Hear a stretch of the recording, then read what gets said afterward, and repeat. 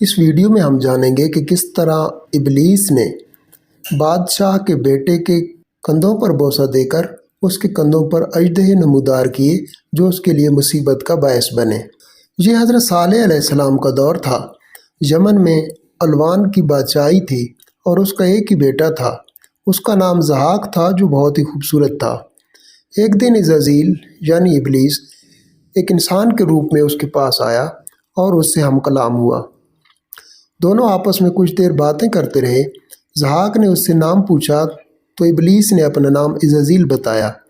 ضحاک نے اس کے نام پر اعتراض کیا اور کہا کہ یہ تو ابلیس کا پرانا نام ہے۔ تو عزازیل نے کہا کہ والدین نے بچپن میں یہ نام رکھ دیا تو مجھے اس پر کوئی اعتراض نہیں ہے۔ ابلیس نے اسے بتایا کہ وہ علم نجوم اور کھانے بنانے کا ماہر ہے۔ ضحاک خود بھی طلسم جانتا تھا، علم نجوم جانتا تھا اور اس وقت وہ ایک لڑکی سے شادی کرنا چاہتا تھا جسے وہ اپنے طلسم اور جادو سے بھی راضی نہ کر سکا تھا۔ جب عزازیل نے اسے بتایا کہ وہ علم نجوم جانتا ہے تو ضحاک نے اسے کہا کہ اگر وہ علم نجوم جانتا ہے تو اس لڑکی سے شادی کرنے میں اس کی مدد کرے۔ ابلیس نے اسے کہا کہ جب تک تم بادشاہ نہیں بن جاتے تمہاری شادی اس لڑکی سے نہیں ہو سکتی۔ ضحاک نے کہا کہ میرے بادشاہ بننے کے امکانات دور دور تک نہیں ہیں۔ عزازیل نے اسے کہا کہ چاہو تو تم کل ہی یمن کے بادشاہ بن سکتے ہو۔ ضحاک نے وضاحت چاہی کہ کس طرح میں یمن کا بادشاہ بن سکتا ہوں۔ تو عزازیل نے ضحاک کو اپنے باپ کے قتل پر اکسایا اور کچھ ہی دیر بعد اس نے اسے اپنے باپ کے قتل پر راضی کر لیا۔ یوں ضحاک نے اپنے باپ کو کنویں میں ڈال کر زہریلے سانپوں سے ڈسوا دیا اور اس کا باپ ہلاک ہو گیا۔ باپ کی موت کے بعد ضحاک بادشاہ بن گیا اور اس لڑکی سے شادی کر لی۔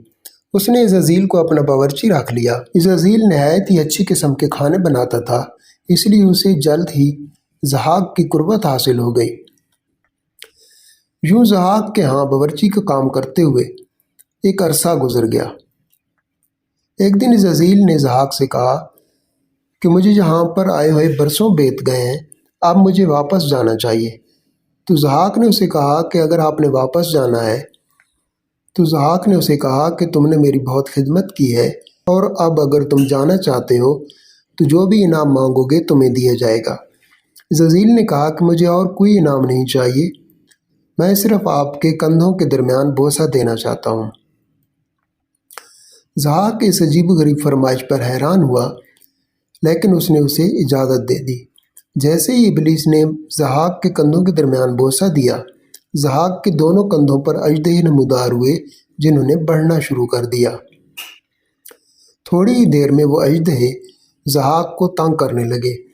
تو ضحاک نے غصے سے عزازیل کی طرف دیکھا اور کہا کہ یہ تو نے میرے ساتھ کیا کر دیا؟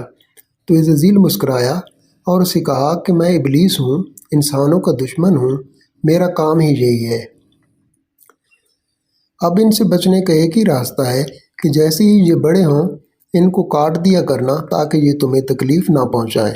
عزازیل وہاں سے چلا گیا اور ضحاک ان اژدہوں کی اذیت میں مبتلا رہا۔ کچھ عرصے کے بعد عزازیل نے ایک اور بزرگ کا روپ دھارا اور پھر ضحاک کے پاس حاضر ہوا۔ ضحاک اب بادشاہ بن چکا تھا۔ اس نے اپنی پوری سلطنت میں حکیموں، طبیبوں اور نجومیوں کو اکٹھا کیا اور انہیں ان اژدہوں کا حل تلاش کرنے کا کہا لیکن کوئی بھی کامیاب نہ ہوا۔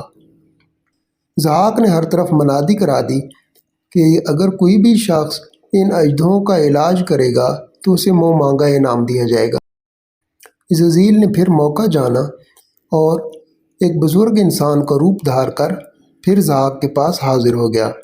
جیسے ہی عزازیل نے ان اژدہوں کو دیکھا تو ضحاک سے کہا کہ یہ تو مجھے ابلیس کا کارنامہ لگتا ہے۔